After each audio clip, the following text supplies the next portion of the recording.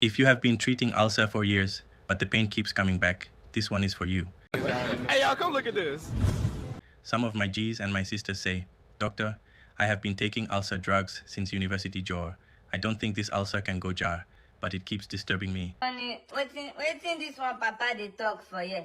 But here is the truth. Most ulcers today are actually curable. Medical studies show that about 90 to 95% of peptic ulcers are caused by either the bacterium Helicobacter pylori or long-term use of painkillers like ibuprofen, diclofenac, and aspirin. If your blood group is O, especially O positive, you may have a more serious ulcer disturbance than others, and there are many very effective treatments for ulcer. Yet many patients still suffer treatment failure. Why is this so? Well, let's talk about the hidden reasons your peptic ulcer may not be healing. Number 1, not completing the eradication therapy. When ulcers are caused by Helicobacter pylori, doctors usually prescribe combination therapy, meaning 2 antibiotics plus an acid-suppressing drug like your Gestid and others.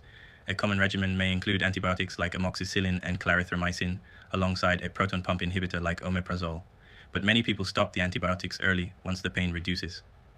That's dangerous, because the bacteria may survive partially, leading to treatment failure and antibiotic resistance.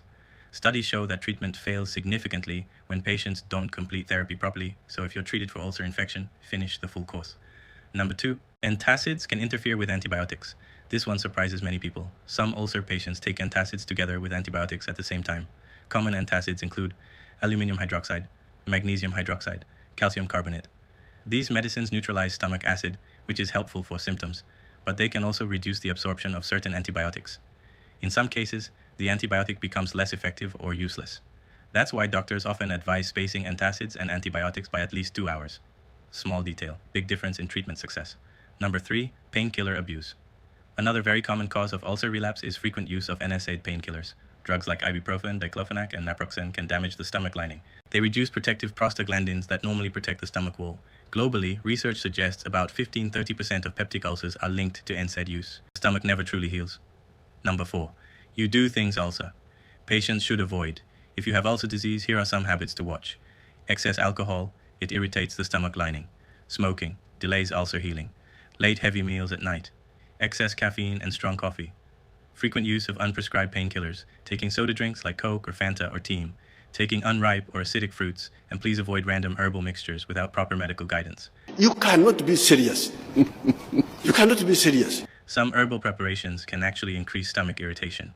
Untreated or poorly treated ulcers can lead to serious complications such as gastrointestinal bleeding, perforation of the stomach wall, chronic anemia, and in rare situations, people do not know that if ulcer is not treated well, it can lead to risk of gastric cancer over some years.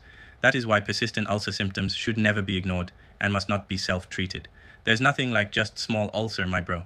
If you frequently experience burning stomach pain, pain when hungry, bloating after meals, black or tarry stool, you may need proper medical evaluation and treatment. If you have ulcer symptoms or your ulcer keeps coming back despite treatment, you can send me a message directly for medical consultation, advice, and proper guidance. I also help patients understand how to treat ulcer properly and prevent recurrence. And please follow, like, and share this page so more people can learn simple medical truths that can save lives. Because sometimes it's not the ulcer drug that failed, it's the habits around it.